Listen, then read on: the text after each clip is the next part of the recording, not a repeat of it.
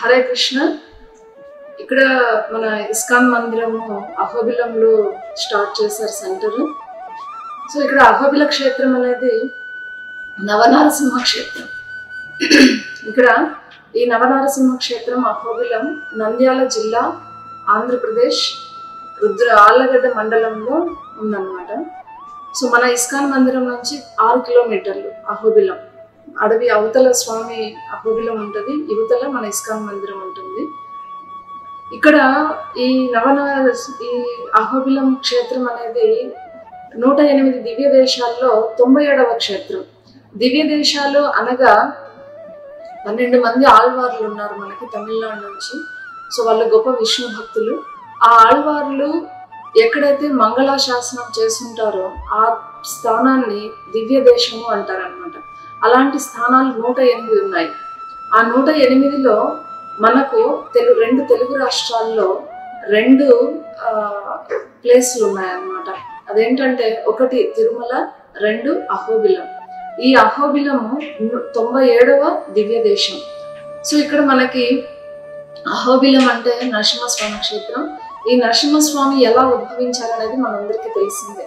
హిరణ్యకశిపుడు గొప్ప తపస్సు చేసి, చాలా ఘోరమైన తపస్సు చేసి బ్రహ్మదేవుని ప్రత్యక్షం చేసుకొని ఆయన చావు లేకుండా వరం కోరారన్నమాట. చావు లేకుండా వరం కోరినప్పుడు బ్రహ్మదేవుడు చెప్పారు, అది అసాధ్యము, ప్రతి జీవి శరీరం వదిలిపెట్టాల్సిందే, కాబట్టి అది కాకుండా ఇంకొక వరం కోరుకో అని చెప్తారు. అప్పుడు హిరణ్యకశిపుడు తన తెలివినంతా ఉపయోగించి ఆయన వరాలు కోరుతారనమాట. ఎలా కోరుతారంటే, భూమి మీద చావకూడదు, ఆకాశంలో చావకూడదు, ఇంటి లోపల చావకూడదు, ఇంటి బయట చావకూడదు, పగలు చావకూడదు, రాత్రి చనిపోకూడదు, తర్వాత మనిషి చేత కానీ జంతువు చేత కానీ చనిపోకూడదు, తర్వాత ప్రాణం ఉన్నటువంటి ఆయుధం అవ్వచ్చు, ప్రాణం లేనటువంటి ఆయుధం అవ్వచ్చు, దీంతో చనిపోకూడదు. ఈ విధంగా ఆయన అన్ని ట్విస్టులతోటి వరం అడుగుతారు. సో బ్రహ్మదేవుడు తథాస్తు అని చెప్తారు. ఆ తర్వాత ఇంకా మనకు తెలిసిందే, ప్రహ్లాదుడి ద్వారా ప్రహ్లాదుడిని చాలా హింసలు పెట్టడం వల్ల స్తంభం నుంచి భగవంతుడు ఉద్భవిస్తారనమాట. సో వీటన్నిటినీ కూడా ఈ విధంగా స్వామి సంహరించారు. ఈ స్థలాన్నే మనము స్వామి ఉద్భవించినటువంటి స్తంభం, ఉగ్రస్తంభం అని మనకి పైన చూడొచ్చు మనం. అది చాలా కష్టంతో కూడుకున్నది. అదేవిధంగా జ్వాలా నరసింహస్వామి ఉన్నటువంటి మందిరము, అది హిరణ్యకశిపుడి యొక్క భవనం యొక్క గడపలాగా భావిస్తారనమాట. ఎందుకంటే అక్కడే స్వామి సంహరించారని ప్రతీతి. ఆ తర్వాత ఇక్కడ మనకి ఈ క్షేత్రానికి వచ్చినటువంటి పరమశివుడు, ఆయన భగవంతుడిని ఎన్నో స్తోత్రాలతో ప్రార్థించారు. మనకు తెలిసినటువంటి మహామంత్రం నరసింహ గాయత్రి, ఉగ్రం వీరం మహావిష్ణుం జ్వలంతం సర్వతోముఖం నృసింహం భీషణం భద్రం మృత్యుం నమామ్యహం. సో ఈ నృసింహ గాయత్రిలో ఉన్నటువంటి ఒక్కొక్క పదాన్ని, అంటే ఉగ్రం ఒక పదము, వీరం ఒక పదము, ఇలాంటి పదాలతో పరమశివుడు స్తోత్రం చెప్పారనమాట భగవంతుని ప్రార్థించడానికి. కాబట్టి ఆయన చెప్పారు, ఈ స్తోత్రాన్ని ఎవరైతే వింటారో, చదువుతారో వాళ్ళకి ఏం కోరుకుంటే అది నెరవేరుతుందని భోళాశంకరుడైనటువంటి పరమేశ్వరుడు మనకి ఆ విధంగా వరం ఇచ్చారు. సో ఆయన ఇక్కడికి వచ్చారు అనడానికి నిదర్శనంగా ఎగువ అహోబిలంలో మీరు అహోబిల నరసింహస్వామి దర్శనానికి వెళ్ళేటప్పుడు, మీరు గర్భగుడికి వెళ్ళేటప్పుడు లెఫ్ట్ సైడ్ లో శివుడి యొక్క లింగం మనం చూడొచ్చు అక్కడ. ఆ తర్వాత విష్ణు పురాణంలో తెలుపబడింది, త్రేతాయుగంలో రాముల వారు ఇక్కడికి వచ్చి పంచరత్న స్తోత్రాలతో భగవంతు నరసింహస్వామిని ప్రార్థించారు. అదేవిధంగా ద్వాపర యుగం వచ్చేటప్పటికి పంచపాండవులు వచ్చి వాళ్ళు దర్శనం చేసుకున్నారు భగవంతుని. కలియుగంలో మనకు తెలిసిందే, వెంకటేశ్వర స్వామి కింద ప్రహ్లాద వర్గ నరసింహస్వామి ఉన్నారు కదా, ఆయనను ప్రతిష్ఠ చేసింది కూడా వెంకటేశ్వర స్వామి అని చెప్తుంటారు. తర్వాత స్వామి కళ్యాణానికి, వెంకటేశ్వర స్వామి కళ్యాణానికి ఆయన విధి వేశారు. ఏంటి? పందిరి. ఎక్కడి నుంచి అంటే కడప నుంచి, కడపనే గడప అంటారనమాట. యాక్చువల్గా అది గడప. అక్కడి నుంచి తిరుమల వరకు పందిరి వేశారు, పెళ్లి పందిరి. అదేవిధంగా అందువలన అది గడప అంటే అది ఎండ్ అయింది, అక్కడి వరకు ఎండ్ అయింది పందిరి, కాబట్టి దానిని గడపనే కాలాంతరంలో కడపగా మార్పు చెందింది. ఆ తర్వాత వంటలు చేశారు, పెళ్ళుంటే పందేళ్ళు ప్రసాదాలు భోజనాలు. సో అవన్నీ చేసిన తర్వాత ఎవరికి నివేదన చేయాలనేటటువంటి ఒక సందేహం వచ్చింది అందరికి. అప్పుడు భవిష్యోత్తర పురాణంలో తెలుపబడింది, బ్రహ్మదేవుడు తెలియజేశారు ఏమంటే నరసింహస్వామికి మనం నివేదన చేయాలి అని చెప్పేసి, ఆయనే అర్హుడు ఈ నైవేద్యాన్ని తీసుకోవడానికి అని చెప్పి.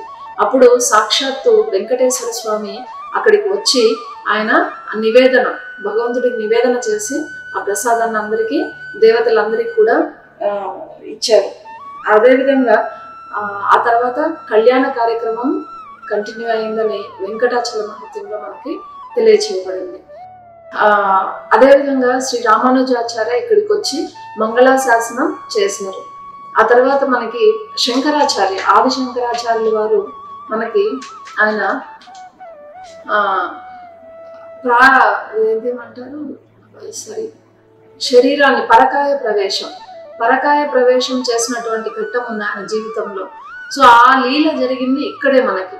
అందువలన ఆయన ఆ యొక్క పరకాయ ప్రవేశం చేసి ఆయన వెళ్ళిన తర్వాత తిరిగి తన శరీరంలోకి వచ్చే ముందుగా ఆ శరీరానికి నిప్పు పుట్టించడం వల్ల ఆయన ఆ సమయంలో రక్షణ కోసం నరసింహస్వామి కరావలంబ స్తోత్రం చేశారు. ఎవరు? ఆదిశంకరాచార్య. అదేవిధంగా ఆదిశంకరాచార్యుల వారు ఎగువ అహోబిలంలో అహోబిల స్వామిని దర్శనం చేసుకొని చెంచులక్ష్మి అమ్మవారి దర్శనానికి వెళ్లే ముందు ఆ మెట్లు ఎక్కుతాం మనం, ఒక 5-6 మెట్లు. ఆ మెట్లు ఎక్కే సమయంలో ఎదురుగా మనకి సుదర్శన చక్రతాళ్ వారిని దర్శనం చేసుకోవచ్చు. అదేవిధంగా ఈ అహోబిల మఠం ఎలా ఉద్భవించింది? సో ఎవరు దీనికి ఆది అంటే ప్రతాపరుద్ర మహారాజు. ఆయన గొప్ప శివభక్తుడు. ఆయన శ్రీశైలం వచ్చి దర్శనాలు చేసుకునేవాళ్ళు. తర్వాత ఆయన దైనందిన కార్యక్రమంలో ఎలా ఉంటుందంటే, ఆయన ప్రసాదం తీసుకునేదానికి ముందుగా ఆయన బంగారుతో పోత పోసినటువంటి ఒక లింగాన్ని, అంటే ప్రతిరోజు పోత పోసేవాళ్ళు, ఒక లింగం తయారు చేసేవాళ్ళు బంగారం కరిగించి. ఆ లింగాన్ని ఒక బ్రాహ్మణుడు యోగ్యుడైనటువంటి ఒక బ్రాహ్మణుడికి దానం ఇచ్చి ఆ తర్వాత మాత్రమే ఆయన ప్రసాదం తీసుకునేవాళ్ళు. సో ఒకసారి యాత్రలో భాగంగా ఇక్కడికి వచ్చినప్పుడు ఈ స్థలానికి ఆయన ఎంతగా ఆ పోత పోస్తున్నప్పటికీ కూడా నరసింహ రూపం వస్తుందే తప్పించి శివుడి రూపం రావట్లేదు అక్కడ. ఆయన 5-6 సార్లు ప్రయత్నించారు, అయినప్పటికీ కూడా ఆయన చేయలేకపోతున్నారనమాట. విగ్రహం రావట్లే. ఆయన చాలా అంటే అర్థం కాలేదు ఎందువల్ల ఇలా జరుగుతోందనేసి. ఆ రోజుకి ఆయన దానం ఇవ్వలేదు కాబట్టి ప్రసాదం కూడా స్వీకరించలేదు. అలాగే ఉపవాసంతో ఆ రోజు గడిపారు. ఆ రాత్రి స్వామి కలలోకి వచ్చి, ఇది వైష్ణవ క్షేత్రం కాబట్టి ఇక్కడ పరమశివుడి విగ్రహం రాదు, కాబట్టి నువ్వు వచ్చేటటువంటి ఈ యొక్క నరసింహస్వామినే ఒక గొప్ప వైష్ణవుడికి అందించి నువ్వు నీ వ్రతాన్ని కంటిన్యూ చేయొచ్చు అని చెప్తారనమాట. ఇదే సమయంలో ఆ యొక్క వైష్ణవుడు ఎవరు? సో ఆయన ఎవరంటే మేల్కోటలో నివాసం ఉండేటటువంటి కేశవాచార్యుల యొక్క పుత్రుడు కిడాంబి శ్రీనివాసాచార్యులు. ఆయన కంచిలో ఈ శాస్త్రాధ్యయనం కోసం అక్కడ ఉన్నారనమాట.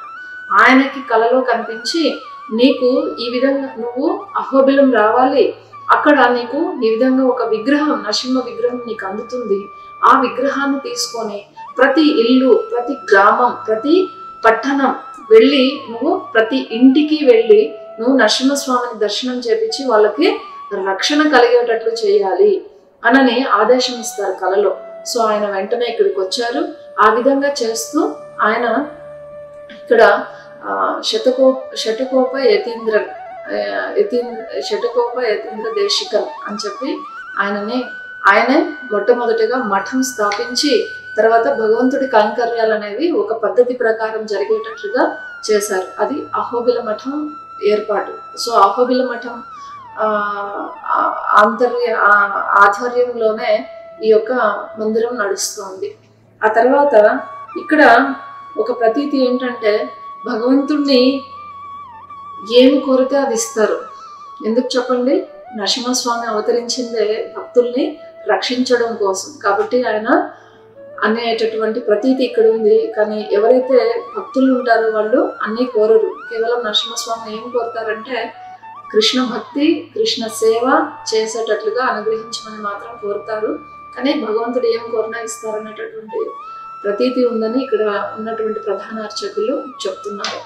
అదేవిధంగా ఎందుకు ఇది నవనరసింహ క్షేత్రం అయింది, 9 మంది నరసింహస్వాములు ఎందుకు ఉద్భవించారు ఇక్కడ అంటే పెద్దవాళ్ళు పండితులు చెప్పిన ప్రకారం ఏంటంటే, స్వామి నరసింహ లీల చూపించినప్పుడు 868 మంది ఋషులు భారతదేశం అంతటి నుంచి వచ్చి ఆ లీల జరిగినప్పుడు ప్రత్యక్షంగా అక్కడ ఉన్నారనమాట. వారిలో 9 మంది ఈ యొక్క అహోబిల అడవుల నుంచి ఉన్నారు. కాబట్టి ఆ స్వామి ఒక్కొక్క ఋషి యొక్క ఒక్కొక్క భావాన్ని బట్టి స్వామి ఇక్కడ అవతరించారని పెద్దలు చెప్తున్నారు. సో వాళ్ళలో కపిల మహర్షి, భరద్వాజ మహర్షి మొదలైనటువంటి మహర్షులు ఇక్కడ ఉన్నారనమాట.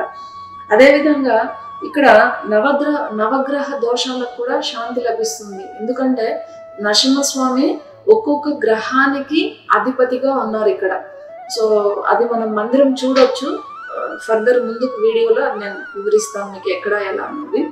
ఆ తర్వాత ఈ క్షేత్రాన్ని, అహోబిల క్షేత్రాన్ని స్వయం వ్యక్త క్షేత్రం అంటారనమాట. మనకి భారతదేశంలో స్వయం వ్యక్త క్షేత్రాలు 16 ఉన్నాయి. అందులో మొదటిది శ్రీరంగం, 2 విష్ణుకంచి, 3 తిరుమల, తర్వాత 4వది తార్క్ష్యాద్రి అంటారు. తార్క్ష్యాద్రి అంటే తార్క్షుడు అంటే గరుడ, ఆయన ఇక్కడ తపస్సు చేసి భగవంతుడి యొక్క దర్శనం పొందారు కాబట్టి ఈ క్షేత్రాన్ని తార్క్ష్యాద్రి అంటారు, అంటే అహోబిలం. సో ఈ క్షేత్రం కూడా స్వయం వ్యక్త క్షేత్రం అన్నమాట. ఎవరు తయారు చేసింది కాదు, భగవంతుడు స్వయంగా వ్యక్తమయ్యారు ఇక్కడ. అందువల్ల తర్వాత మనకున్నటువంటి నవనరసింహుల్లో మొదటి నరసింహస్వామి జ్వాలా నరసింహస్వామి. 9 మంది వరుసగా పేర్లు ఏంటంటే జ్వాల, అహోబిల, భార్గవ, మాలోల, తర్వాత క్రోఢ అంటే వరాహ, 6 కారంజ, 7 యోగానంద, 8 చత్రవట, 9 పావన నరసింహస్వామి. సో మొదటిగా మనం జ్వాలా నరసింహస్వామిని గురించి తెలుసుకుందాం. జ్వాలా నరసింహస్వామి అవతరించింది ఎక్కడ అంటే ఈ ఎగువ అహోబిలం నుంచి మనం అడవిలో గనక 4 కిలోమీటర్లు నడిచినట్లయితే పైకి వెళ్ళాలి. కొంచెం రాళ్ల దారి ఉంటుంది. అక్కడికి వెళ్ళిన తర్వాత అక్కడ జ్వాలా నరసింహస్వామి యొక్క దర్శనం చేసుకోవచ్చు. సో మనం జ్వాలా నరసింహస్వామి దర్శనానికి వెళ్లే ముందు భవనాశిని పైనుంచి పడుతూ ఉంటుంది. కంపల్సరీగా ప్రతి ఒక్కరూ ఆ ధార దాటే వెళ్ళాలి. కాబట్టి మనందరం కూడా భగవంతుని దర్శనానికి వెళ్ళేటప్పుడు మన యొక్క పాపాలన్నింటినీ కూడా పోగొట్టుకొని వెళ్తున్నామని ఒక శాస్త్రం చెప్తోంది ఇక్కడ. సో అంతటి పవిత్రమైనటువంటి స్థలం ఇది. అక్కడ జ్వాలా నరసింహస్వామి ఎలా ఉంటారంటే 2 రూపాల్లో ఉంటారు. ఒకటేమో స్వామి స్తంభం నుంచి ఆవిర్భవించేటువంటి ఒక రూపం ఉంటుంది. అదేవిధంగా ఇంకొక విగ్రహం అంటే ఒకే బండకి ఒక పెద్ద బండ ఉంటుంది, అందులోనే ఈ రూపాలు ఉంటాయి అన్నమాట. సో ఇంకొకటి ఏంటంటే స్వామి 2 చేతులతో ఒక చేత్తో జుట్టు, ఒక చేత్తో కాళ్ళు పట్టుకుంటారు, 2 చేతులతోనేమో మన పొట్ట చీల్చుతుంటారు ఆయన ఒక గోర్లతోటి, తర్వాత 2 చేతులతో పేగులు వేసుకుంటుంటారు. ఈ విధంగా స్వామి యొక్క రూపం చాలా అద్భుతంగా ఉంటుంది. చూసిన వాళ్ళకి మళ్ళీ మళ్ళీ చూడాలనిపించేటటువంటి అంటే ఆకర్షణ కలుగుతుంది అనమాట. స్వామిని కనుక మనసుతో చూడగలిగితే అక్కడ ఉన్నటువంటి పూజారులు కూడా చాలా హృదయంగా చాలా బాగా చెప్తారు మనకు వివరించేది. సో అది దర్శనం చేసుకోవచ్చు. అందులోనే ఇంకొక వైపు ఏమంటే హిరణ్యకశిపుడు యుద్ధము, నరసింహస్వామి హిరణ్యకశిపుడు యుద్ధం చేసేటటువంటి ఘట్టం కూడా చూడొచ్చు. ఆ తర్వాత అక్కడ శుక్రాచార్యుడు అంటే ఆయన రాక్షస గురువు, హిరణ్యకశిపుడికి గురువు అనమాట, ఆయనని కూడా మనం దర్శనం చేసుకోవచ్చు అక్కడ. సో చాలా గొప్ప స్థలము. ఇక్కడ స్వామి ఉగ్ర రూపంలో ఉంటారు కాబట్టి ఈయన ఉగ్ర నరసింహస్వామి అంటారు. ఈ స్థలాన్ని హిరణ్యకశిపుడి యొక్క భవనం యొక్క గడపగా భావిస్తారు అన్నమాట దాన్ని. అందువల్ల స్వామి అక్కడ సంహరించారని ప్రతీతి. ప్రతి ఒక్కరూ కూడా తప్పనిసరిగా దర్శనం చేసుకోవాల్సింది. తర్వాత ఈ మందిరం యొక్క టైమింగ్స్ ఏంటంటే పొద్దున 9 గంటలకి ఓపెన్ చేస్తారు మందిరం. ఎందుకంటే పూజారులు ఇక్కడ నుంచి అన్ని సరంజామా అంతా తీసుకొని 9 గంటలకు రీచ్ అవుతారు అక్కడికి. 9కి కాదు, ముందుగా వెళ్ళి వాళ్ళు తెల్లవారిన తర్వాత మాత్రమే వెళ్ళాలన్నమాట. పైకి వెళ్ళి అక్కడ అన్ని భగవంతుడికి అన్ని చేసుకునేసి ఆయనకి నివేదనలు అయితేనేమి, పూజలు అంతా ఏమంటారు లోపల చేయాల్సినటువంటి పూజలు అన్నీ అయిన తర్వాత 9 గంటలకు ఓపెన్ చేస్తారు. సో 9 నుంచి వాళ్ళు 3 వరకు ఉంటుంది, కానీ మనం మాత్రం 2 వరకు లాస్ట్ టైం అనమాట. ఎందుకంటే అందరు మళ్ళీ రిటర్న్ అవ్వాలి కాబట్టి, సేఫ్టీ కాదు. ఆ తర్వాత ఇది చాలా డీప్ ఫారెస్ట్ కాబట్టి అది ఒకటి. టైమింగ్ వచ్చేసి 9 to 3 మనం దర్శనం లభించేటటువంటి సమయం జ్వాలా నరసింహస్వామి. సో అక్కడి నుంచి మళ్ళీ ఉగ్రస్తంభానికి వెళ్తారు కాబట్టి ఈ యాత్రని, ఈ ఉగ్రస్తంభము, జ్వాలా నరసింహ ఇవన్నీ ప్లాన్ చేసుకునేటప్పుడు ఎవరైనా కూడా పొద్దున 6 నుంచి 7, 8 కంతా బయలుదేరితేనే మళ్ళీ ఈజీగా మళ్ళీ మనం రిటర్న్ అవ్వగలం, సేఫ్గా ఈజీగా రిటర్న్ అవ్వగలం అనమాట. సమ్మర్ అయ్యేటప్పటికి కొంచెం ఎర్లీగా బయలుదేరితేనే ఇంకా మంచిది సమ్మర్లో. ఆ తర్వాత రెండోది వచ్చేటప్పటికి ఎగువ అహోబిలం అంటారు. ఇక్కడ అహోబిల నరసింహస్వామి బిలం అంటే గృహలోంచి స్వామి ఉద్భవించారు. చాలా అద్భుతమైనటువంటి రూపం భగవంతుడిని మనం దర్శనం చేసుకోవచ్చు. ఇక్కడ కూడా స్వామి 2 చేతులతో ఈ యొక్క హిరణ్యకశిపుని పట్టుకొని ఉంటారు ఇలాగా చంపడానికి అనేసి. తర్వాత ఇక్కడ మొట్టమొదటి పీఠాధిపతి యొక్క దర్శనం కూడా మనం చేసుకోవచ్చు. ఆ తర్వాత చెంచులక్ష్మి అమ్మవారు ఉంటారు, సుదర్శన చక్రతాళ్ వారు ఉంటారు. ఆ తర్వాత పరమశివుని దర్శనం చేసుకోవచ్చు మనం యోగ అహోబిలంలో. ఆ తర్వాత ఈ స్వామిని ఉగ్ర నరసింహస్వామి అంటారు. ఇక్కడ ఉగ్ర రూపంలో ఉంటారంటే స్వామి సంహరించడానికి రెడీగా ఉన్నట్లు ఉంటారు అనమాట. అందువల్లనే ఆ తర్వాత ఇక్కడ హిరణ్యకశిపుని సంహరించిన తర్వాత స్వామిని శాంతపరచడానికి ఇక్కడే దేవతలు, ఋషులు కూడా స్తోత్రించారు భగవంతుడిని. ఎలాగంటే ఏ విధంగా చెప్తున్నారంటే అహో వీర్యం, అహో శౌర్యం, అహో బాహు పరాక్రమ, నారసింహం పరం దైవం, అహోబిలం అహోబలం అనేసి భగవంతుడిని ప్రార్థిస్తున్నారు. చాలా భగవంతుడి ఈయన యొక్క వీర్యము, శౌర్యము, పరాక్రమము నరసింహస్వామిని మించి మరే దైవానికి ఇలాంటి లేదు అని చెప్పడానికి అనమాట. సో ఇక్కడ మనం సుదర్శన చక్రతాళ్ వారిని మనం ఇక్కడ దర్శనం చేసుకోవచ్చు.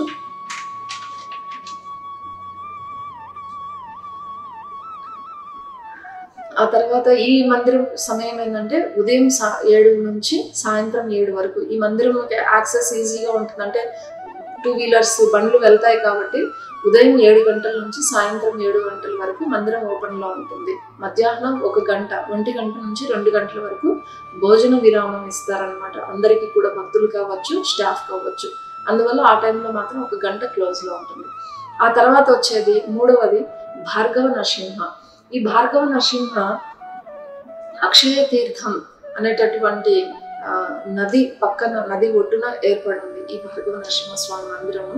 సో ఈ అక్షయ తీర్థము ఒడ్డున పరశురాముడు ఆయన తపస్సు చేసి నరసింహస్వామి యొక్క దర్శనం చేసుకున్నారు కాబట్టి ఆయన పేరు మీదుగా ఈ నరసింహస్వామికి భార్గవ నరసింహస్వామి అనేటటువంటి పేరు వచ్చింది. ఇక్కడ స్వామి చతుర్భుజాలతో ఉంటారు. చతుర్భుజాలలో 2 భుజాలు శంకు చక్రాలను ధరించి ఉంటారు. 2 భుజాలతో హిరణ్యకశిపుని సంహరిస్తున్నారు. ఇక్కడ హిరణ్యకశిపుడు కూడా ఖడ్గం చేతిలో ఉంటుంది, ఎందుకంటే యుద్ధం చేస్తూ ఉండగానే స్వామి కూర్చోబెట్టుకొని చంపేస్తారు కాబట్టి. ఆ తర్వాత ప్రహ్లాదుడు చేతులు జోడించి ప్రార్థిస్తున్నట్లుగా ఒక విగ్రహం ఉంటుంది. సో ఈ భార్గవ నరసింహస్వామి యొక్క మందిరము కొంతమంది నడిచి కూడా వెళ్తుంటారు, కొంచెం దగ్గరే, కానీ డీప్ ఫారెస్ట్ లో ఉంటుంది, దగ్గరే. అది కూడా మందిరం చాలా అద్భుతంగా ఉంటుంది. ఇక్కడ ఒక కుండు కూడా ఉంది, పుష్కరిణి. మంచి దర్శనం, కొన్ని మెట్లు ఎక్కి దర్శనం చేసుకోవాలి మనం. అదేవిధంగా ఇక ఆశ్చర్యకరమైనటువంటి విషయం ఏంటంటే ఒక అవతారమైనటువంటి పరశురాముడు ఇంకొక అవతారమైనటువంటి నరసింహస్వామిని పూజించడం. ఇద్దరు ఒకే అవతారాలే, కృష్ణుడు అవతారాలే, కానీ వాళ్ళు పరశురాముడు మళ్ళీ నరసింహస్వామిని పూజిస్తారు ఇక్కడ. ఆ తర్వాత 4వది మాలోల నరసింహ. ఈ మాలోల నరసింహ మీకు అచల పర్వతం మీద, వేదాద్రి కొండ మీద ఒక చదునైనటువంటి స్థలంలో ఏర్పడింది, వేదాద్రి అనే కొండ మీద. సో ఈ స్థలంలో ఇక్కడ స్వామి లక్ష్మీదేవిని తన ఎడమ తొడ మీద కూర్చోబెట్టుకొని చాలా ప్రశాంతంగా, గంభీరంగా చాలా బాగుంటారు స్వామి. మంచి పెద్ద విగ్రహం అన్నమాట. ఇక్కడ స్వామి ఎలా ఉంటుందంటే చాలా ప్రసిద్ధి చెందినారు ఈ మాలోల నరసింహస్వామి. ఎట్లాగా అంటే ఈ అహోబిల మఠ పీఠాధిపతులు వాళ్ళు సంచార సమయంలో ఈ మాలోల నరసింహస్వామి యొక్క విగ్రహాన్నే వాళ్ళు తీసుకొనేసి ఈ ప్రచారానికి వెళ్తారు, వాళ్ళు సంచారానికి వెళ్తారు. అందువల్ల చాలా ప్రసిద్ధి చెందినటువంటి విగ్రహం మాలోల నరసింహ. ఈయన మాలోల అంటే అర్థం ఏంటంటే మా అంటే లక్ష్మీదేవి, లోల అంటే ప్రేమించబడేవాడు అని అర్థం అనమాట. సో కాబట్టి లక్ష్మీదేవి చేత ప్రేమించబడేవాడు కాబట్టి ఈయన మాలోల నరసింహుడైనాడు. కాబట్టి ఇక్కడ ఆధ్యాత్మిక సాధన కొరకు చాలా అనువైన స్థలం అని శాస్త్రంలో చెప్పబడింది ఏదైనా కూడా. ఎందుకంటే స్వామి లక్ష్మీదేవిని కూడా చాలా ప్రశాంతంగా ఉన్నారు కాబట్టి ఆయన మనల్ని అనుగ్రహించడానికి రెడీగా ఉన్నారని అర్థం. అందువల్ల ఇక్కడ ఆధ్యాత్మిక సాధన చాలా చక్కగా జరుగుతుందని చెప్తుంటారు. ఆ తర్వాత 5వది వరాహ నరసింహ. ఈయననే క్రోఢ నరసింహ అని కూడా అంటారు. ఈ వరాహ నరసింహ మనము ఎగువ అహోబిలం నుంచి జ్వాలాకు వెళ్లే దారిలో ఒక 1/2 కిలోమీటర్ నుంచి 750 మీటర్స్ లోపల వస్తుంది దర్శనం. ఒక బ్యూటిఫుల్ ప్లేస్ లో ఉంటుంది ఈ వరాహ నరసింహ మందిరం. ఎందుకంటే ముందర నది పోతూ ఉంటుంది, భవనాశిని నది పోతూ ఉంటుంది, ఆ ఒడ్డున ఉంటుంది అనమాట. ఇక్కడ స్వామి వరాహ రూపం. హిరణ్యాక్షుడు ఈ భూమిని వేదాలను ఆయన అపహరించినప్పుడు స్వామి వరాహ రూపం ఎత్తి ఆయన ఆ హిరణ్యాక్షుని సంహరించి భూదేవిని వేదాలను రక్షించారు. కాబట్టి ఆయన రూపం యొక్క లీల ఇది. అదేవిధంగా ఇక్కడ వరాహ నరసింహస్వామిగా ఆయన అవతరించున్నారు. ఇక్కడ భూమికి సంబంధించినటువంటి ఏ సమస్యలు ఉన్నా కూడా ఇక్కడ నివేదించుకుంటే పోతాయి అనేటటువంటి ఒక ప్రతీతి ఇక్కడ కూడా. సో ఇది మనం జ్వాలాకు వెళ్లే దారిలో ఉంటుంది. మాలోల టైమింగ్స్ వచ్చేటప్పటికి మీకు భార్గవ కూడా చెప్పలేదు. భార్గవ నరసింహస్వామి మందిరం టైమింగ్స్ కూడా మనకి మార్నింగ్ 6 నుంచి 2 వరకు మాత్రమే ఫారెస్ట్ లోకి పర్మిషన్ ఉంటుంది. అది కూడా జీప్ లో వెళ్తారు జనరల్ గా. పావన భార్గవ కలిపి జీప్ ఒక ప్యాకేజ్ ఉంటుంది 3000 ఒక జీప్ కంటే 6 మెంబర్స్ వెళ్ళొచ్చు అనమాట. సో దీని టైమింగ్ కూడా మార్నింగ్ 6 నుంచి 2 o'clock వరకే పావన and Bhargava. After 2 o'clock jeep ని ఎంట్రీ చేయరు. ఫారెస్ట్ డిపార్ట్మెంట్ ఒక చెక్ పోస్ట్ ఉంటుంది అక్కడ. సో కంపల్సరీ ఫారెస్ట్ వాళ్ళ పర్మిషన్ తీసుకొని జీప్ లోపలికి వెళ్తుంది. ఎవరెవరు వెళ్తున్నారు, ఎంతమంది వెళ్తున్నారు, ఏ జీప్ వెళ్తుంది, తదితరమైనటువంటి వివరాలన్నీ నోట్ చేసుకొని మనం లోపలికి పంపిస్తున్నారు. కాబట్టి భార్గవ నరసింహ కూడా మార్నింగ్ 6 నుంచి 2 o'clock వరకే పర్మిషన్. అదేవిధంగా మాలోల నరసింహ ఏంటంటే మనం ఇక్కడ జ్వాలాకి వెళ్తాం కదా, ఆ జ్వాలాకి వెళ్లే సమయంలో రిటర్న్ లో మనం మాలోల దర్శనం చేసుకొని రావచ్చు. కాబట్టి అది కూడా మనకు అదే విధంగా ఉదయం 6 నుంచి అక్కడ కూడా 9 గంటలకు తీస్తారు, 9 నుంచి 3 వరకు. కాబట్టి మీరు ఆ సమయాన్ని ప్లాన్ చేసుకోవాలి. అదేవిధంగా ఇంకా 6వది మందిరం ఏంటంటే కారంజ నరసింహస్వామి. ఈ కారంజ నరసింహస్వామి మనము దిగువ అహోబిలం నుంచి ఎగువ అహోబిలం వెళ్లే దారిలో కుడివైపున ఒకటి లేదంటే 1.5 కిలోమీటర్లకి ముందుగానే వస్తుంది ఎగువ అహోబిలానికి. ఇక్కడే ఇప్పుడు రీసెంట్ గా పార్కింగ్ కూడా పెట్టేస్తున్నారు, పార్కింగ్ ప్లేస్ గా పెట్టేశారు అనమాట ఆ ఏరియా. సో ఇక్కడ కారంజ నరసింహస్వామిని ఎందుకు పేరు వచ్చిందంటే కారంజ వృక్షం. సంస్కృతంలో కానుగ చెట్టుని కారంజ వృక్షం అని అంటారు. ఇక్కడ ఈ కారంజ వృక్షం కింద స్వామి ఆదిశేషుడి యొక్క పడగల కింద కూర్చొని ఉన్నారు స్వామి. కాబట్టి ఆయనకు ఆ పేరు వచ్చింది. పద్మాసనంలో కూర్చొని ఉంటారు భగవంతుడు.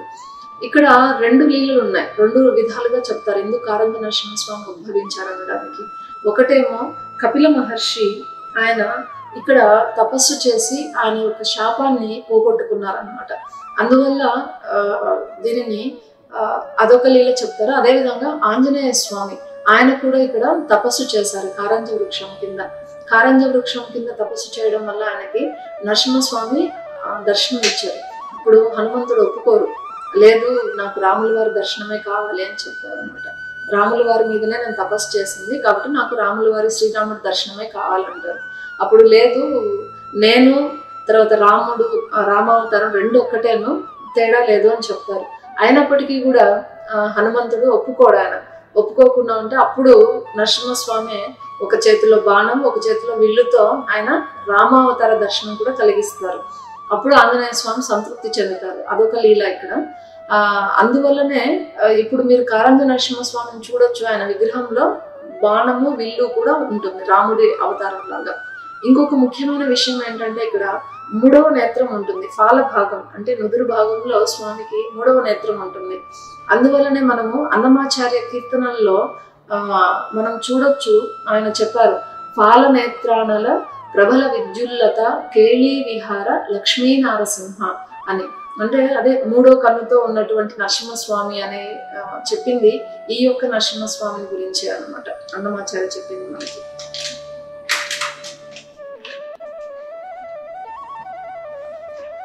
ఆ తర్వాత 7వది యోగానంద నరసింహస్వామి. యోగానంద నరసింహస్వామి ఈ దిగువ అహోబిలం నుంచి 2 కిలోమీటర్ల దూరం. అది కొండ ఎక్కేదేం లేదు, మామూలుగా రోడ్డు మీద వెళ్ళొచ్చు, మట్టి రోడ్డు ఉంటుంది అక్కడికి. అక్కడ యోగానంద నరసింహస్వామి కొలువై ఉన్నారు. ఆయన యోగ ముద్రలో ఉంటారు నరసింహస్వామి. తర్వాత ప్రహ్లాదుడు యోగ విద్యలో నిష్ణాతుడు, పండితుడు అవ్వడానికి ఈ యొక్క యోగానంద నరసింహస్వామి యొక్క కృప ద్వారానే ఆయన ఇలా అయ్యారు అనేటటువంటి శాస్త్ర వచనం.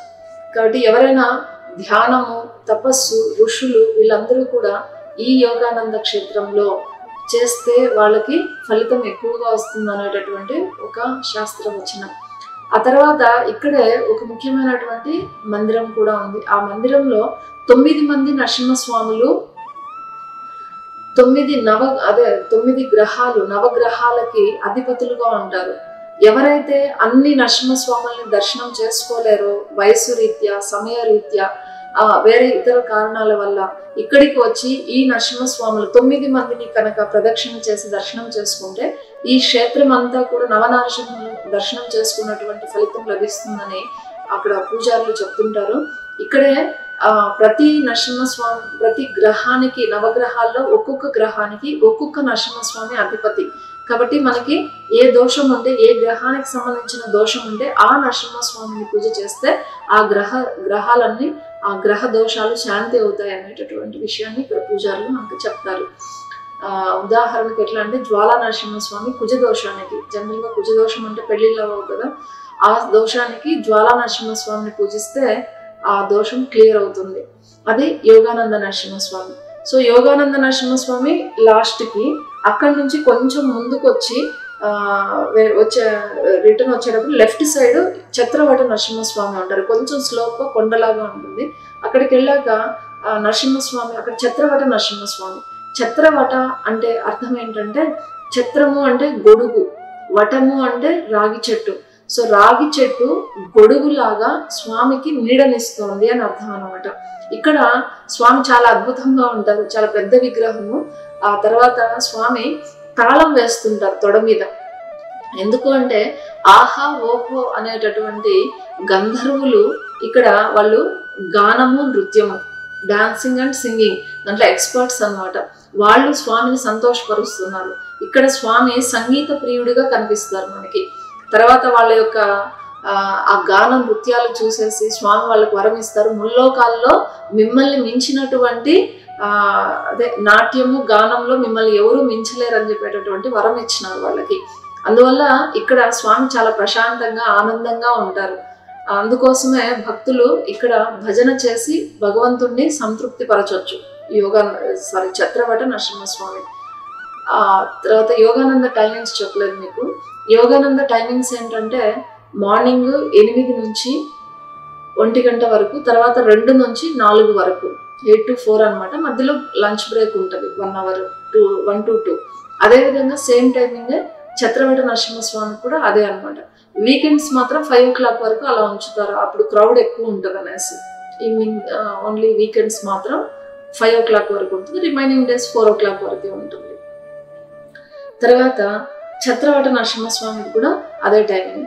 ఆ తర్వాత లాస్ట్ 9వది పావన నరసింహస్వామి. ఈ పావన నరసింహస్వామి చాలా అద్భుతమైనటువంటి దర్శనం. మనము చూసిన తర్వాత ఆయనని మనసులోంచి తీసేయలేం, అంత అద్భుతంగా ఉంటారు స్వామి. ఇక్కడ పావన అనే పేరు ఎందుకు వచ్చిందంటే, పావన నది ఒడ్డున స్వామి అవతరించారు ఇక్కడ. తర్వాత ఈయన ఎట్లా అంటే ఇక్కడ చెంచులక్ష్మి అమ్మవారితో కూడి ఉంటారు స్వామి. అదేవిధంగా ఇక్కడ భరద్వాజ మహర్షి ఆయన తపస్సు చేసి తన యొక్క బ్రహ్మహత్య పాతకాన్ని పోగొట్టుకున్నారు అక్కడ.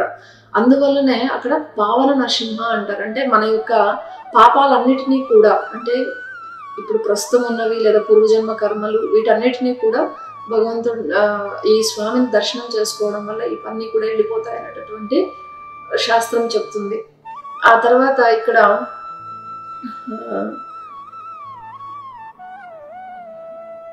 దర్శనం టైమింగ్ ఎలాగంటే, దర్శనానికి టైమింగ్ మనం ఇంతకుముందు చెప్పుకున్నట్లుగా ఉదయం 6 నుంచి మధ్యాహ్నం 2 వరకు. రీసెంట్గా ఇంతకుముందు అయితే జస్ట్ గ్రిల్ ఉండేది, దాన్ని ఓపెన్ పూజార్లో వచ్చి పూజ చేసి గ్రిల్ క్లోజ్ చేసి వెళ్ళిపోయేవాళ్ళు. మనం ఏ టైంలో వెళ్తే దర్శనం చేసుకునేవాళ్ళం. కానీ ఇప్పుడు ఒక పూజారి రాత్రి పగలు ఒకరు ఇద్దరు ఉన్నారు, షిఫ్ట్ల వైజ్ అక్కడే ఉంటారు. కాబట్టి చాలా హ్యాపీ అనిపించింది. మేము ఈ మధ్య దర్శనానికి వెళ్ళినప్పుడు చక్కగా పూజారి మనకు ఆ యొక్క క్షేత్ర మహత్యం చెప్పారు, అదేవిధంగా హారతి ఇచ్చి ప్రసాదం ఇచ్చి చాలా సంతోషం వేసింది. ఈ సౌకర్యం కూడా ఈ మధ్య రీసెంట్గా మందిరం మఠం వాళ్ళు అరేంజ్ చేశారు కాబట్టి చాలా సౌకర్యంగా ఉంది. ఆ తర్వాత మనకు ముఖ్యమైనటువంటిది ఉగ్రస్తంభం. ఈ ఉగ్రస్తంభం చాలా కష్టమైనది. ట్రెక్కింగ్ చేసే వాళ్ళకి ఏమంటారు, చాలా ఎనర్జీ ఇస్తుంది, ఉత్సాహాన్ని ఇస్తుంది. కానీ ప్రతి ఒక్కరూ కూడా ఒంట్లో శక్తి ఉండంగా కాస్త వెళ్ళి దర్శనం చేసుకోవడం ఉత్తమమని నా అభిప్రాయం. ఎందుకంటే అది పూర్తిగా మన శరీరం మీద ఆధారపడింది కాబట్టి ప్రతి ఒక్కరూ లైఫ్లో దర్శనం చేసుకోవాలి. ఇంకొక అద్భుతమైనటువంటి విషయం ఏంటంటే, మీరు ఉగ్రస్తంభం దగ్గరికి వెళ్ళాక ఆపోజిట్గా చూస్తే ఆ కొండలు గరుడ రూపంలో ఉంటాయి. ఇది ఎవరు కాదనలేనటువంటి సత్యము. ఏంటంటే భగవంతుడు సాక్షాత్ ఇక్కడ కొలువై ఉన్నారు అనడానికి, తర్వాత అక్కడే స్వామి ఉద్భవించారు అనడానికి అదొక నిదర్శనం. మీరు గమనించినట్లయితే చక్కగా గరుడ ఆకారంలో ఉంటుంది ఆ కొండలు. అది తప్పకుండా చూడాల్సిన విషయం అక్కడికి వెళ్ళాక. కానీ ఉగ్రస్తంభం అయితే ప్రతి ఒక్కరూ లైఫ్లో ఒక్కసారైనా దర్శనం చేసుకోవాలి, అదొకటి. రెండోది వచ్చేసి ఆ ఉగ్రస్తంభం నుంచి మీరు రిటర్న్ వచ్చేటప్పుడు ప్రహ్లాద బడి అని ఉంటుంది. ఆ ప్రహ్లాదుడి స్కూలు అక్కడ ఎలా ఉంటుందంటే చాలా ఖాళీ, అంటే లైక్ బండ, ఒక పెద్ద బండ పరిచి ఉంటుంది, దాదాపు ఒక 100 మీటర్స్ రేడియస్ అలాగా. అందులో అన్ని రాసినట్లు రాతలు ఉన్నాయి అక్కడ. అది మీరు ఈ రోజు కూడా చూడొచ్చు. అక్కడే ఈ యొక్క ప్రహ్లాదుడు చదువుకున్నది వాళ్ళ దీంట్లో గురుకులం అనమాట అది. ఆ తర్వాత అక్కడే ఇంకొక గుహ ఉంది, ప్రహ్లాద గుహ అని చెప్పి. అక్కడ హిరణ్యకశిపుడు ప్రహ్లాదుని భయపెట్టాలని ఆయన అందుట్లో పెట్టి భయపెట్టారంట. అది కూడా మనం దర్శనం చేసుకోవచ్చు. చాలా అద్భుతమైనటువంటి ప్లేస్, నేచర్ చాలా బాగుంటుంది. ఆ తర్వాత అక్కడి నుంచి మనకి రిటర్న్ లో మనం మాలోల నరసింహస్వామిని దర్శనం చేసుకోవచ్చు. ఈ ప్రహ్లాద బడి ఉగ్రస్తంభానికి వెళ్లకుండా వెళ్ళలేమా? వెళ్ళొచ్చండి. మాలోల నుంచి లెఫ్ట్ సైడ్ దారి ఉంటుంది, ప్రహ్లాద బడి 1.5 కిలోమీటర్ అనేసి. సో అక్కడ నుంచి మనం వెళ్ళి ఆ ప్రహ్లాద బడి కూడా దర్శనం చేసుకోవచ్చు. ఇది ఒక ఆప్షన్ ఉంది. ఈ విధంగా అహోబిల క్షేత్రం తర్వాత కింద దిగువ అహోబిలం వచ్చేటప్పటికి మీకు ప్రహ్లాద వరద నరసింహస్వామి అంటారు. ఇక్కడ ఏంటంటే ఎవరైనా పెళ్లి కాలేదు అంటే ఇక్కడ భగవంతుడిని ప్రార్థిస్తే నరసింహస్వామిని తప్పకుండా పెళ్లి జరుగుతుంది అనేటటువంటి ఒక నమ్మకం ఉంది ఇక్కడ. తర్వాత ప్రతి నెలలో స్వాతి నక్షత్రం రోజున అహోబిలం చాలా వైభవంగా ఉంటుంది. సో ఎవరైనా దర్శనం చేసుకోవచ్చు. అభిషేకం జరుగుతుంది స్వామికి ఉదయాన్నే, అదొకటి అద్భుతమైనటువంటి విషయం ఇది ఇక్కడ అహోబిలం. సో ఇది అహోబిలం గురించి. ఇప్పుడు ఇస్కాన్ ఏ విధంగా మీకు సహాయపడుతుంది, ఇస్కాన్ ఏ విధంగా మీకు సహాయపడుతుంది వచ్చేటటువంటి భక్తులకి ఎలాగంటే, ఇక్కడ ప్రాపర్ అహోబిలంలోనే ఒక 10 రూములతోటి ఒక గెస్ట్ హౌస్ ఉంది. ఏసీ ప్లస్ నాన్ ఏసీ కూడా సౌకర్యం ఉంది. తర్వాత ఈ అడవికి యువతల గెస్ట్ హౌస్ ఉంది. ఇక్కడ కూడా ఇస్కాన్ మందిరం సెంటర్ ఉంది, అదే విధంగా గెస్ట్ హౌస్ కూడా ఉంది, ఫామ్ గెస్ట్ హౌస్. తర్వాత డార్మెటరీస్ ఉన్నాయి. అందులో నాన్ ఏసీ, ఇక్కడ ప్రస్తుతం non AC. Next future project వచ్చినప్పుడు అన్ని ఫెసిలిటీస్ ఇంకా నిదానంగా ఏర్పడుతున్నాయి. అక్కడ కూడా అహోబిలంలో కూడా కొత్త గెస్ట్ హౌస్ అనేది భూమి పూజ జరగబోతోంది తొందరలో. అందువల్ల ఇది ఒకటి, ఇది మీరు స్టే చేయడానికి. రెండవది ప్రసాదం. ఈ ఎస్పెషల్లీ ఇస్కాన్ భక్తులు వచ్చినప్పుడు భోజనానికి కొంచెం ఇబ్బంది పడుతున్నారు. ఎందుకంటే ఇక్కడ లోకల్గా ఇది రాయలసీమ ఏరియా కాబట్టి భోజనం కొంచెం ఇబ్బంది అవుతుంది, ఆ స్పైసీ అవంతా కూడా. తర్వాత ఆనియన్ గార్లిక్ ప్రాబ్లం కొన్ని ఉన్నాయి. తర్వాత కొంతమంది సేవ చేస్తున్నారు ఆనియన్ గార్లిక్ లేకుండా ప్రసాదము. కానీ మనది ఇస్కాన్ జగన్నాథ స్వామి ప్రసాదం అనేది అహోబిలానికి అందిస్తున్నాం. అదేవిధంగా ఇక్కడ గెస్ట్ హౌస్లో స్టే చేసిన వాళ్ళకు కూడా ప్రసాదం ఉంటుంది వాళ్ళు ఇచ్చిన మెనూ ప్రకారం ఆ టైం ప్రకారం మేము అందిస్తున్నాం. అంటే తెల్లవారుజామున వెళ్ళాలన్నా కూడా, ఒకవేళ ఉగ్రస్తంభానికి ఎర్లీగా వెళ్ళాలన్నా కూడా మేము అందిస్తున్నాం ఆ టైంకి, వాళ్ళకి ఏది ఈజీగా తీసుకెళ్ళడానికి అట్లంతా కూడా. సో ఇది మా సేవలు, ప్రస్తుతం ఉన్నటువంటి సేవలు. ఫ్యూచర్లో ఇక్కడ మనకి ప్రాజెక్ట్ స్టార్ట్ అయిన తర్వాత, లేదంటే ఈ వెరీ నియర్ ట్రాన్స్పోర్ట్ ఫెసిలిటీ ఇక్కడ నుంచి, తర్వాత ఒక గైడ్ ఫెసిలిటీ కూడా మేము అరేంజ్ చేయాలనేసి టెంపుల్ మేనేజ్మెంట్ ప్లాన్ చేస్తుంది.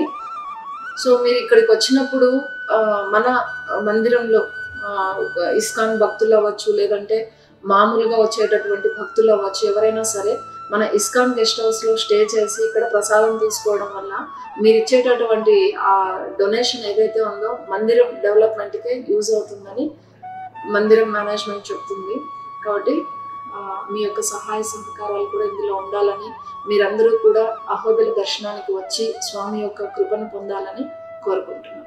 హరే కృష్ణ.